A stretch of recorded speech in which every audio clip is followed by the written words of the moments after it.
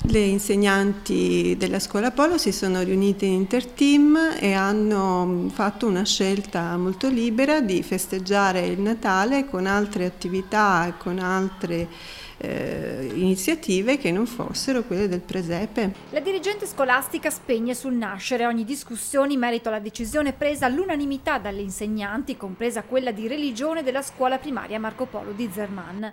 Se in passato scelte simili in altri istituti scolastici italiani erano state dettate dalla volontà di non urtare la sensibilità degli alunni stranieri, in questo caso la situazione è decisamente diversa. In questa scuola non sono presenti alunni stranieri, quindi non legata all'esistenza delle professioni di altre religioni nella scuola. Alla scuola Marco Polo, spiega poi la preside, il Natale verrà celebrato decorando il tradizionale albero e con altre iniziative. Viene festeggiato e viene aspettato a scuola con le attività che le docenti decidono. Nessuna negazione delle tradizioni, sottolinea la dirigente scolastica, che spiega come l'istituto porti avanti da tempo dei progetti per preservare le usanze tipiche e ricorda ancora la partecipazione al bando del MIUR che ha finanziato la realizzazione del presepe in un plesso del comprensivo Minerbi.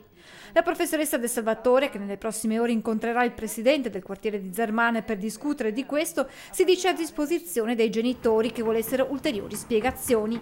E anche il comune di Mogliano chiede che vengano chiariti i motivi della decisione. Con la nostra più grande volontà di mediazione e le capacità comunicative che ci contraddistingue con questa amministrazione, vogliamo capire e vogliamo soprattutto tranquillizzare tutti i cittadini della frazione di Zerman.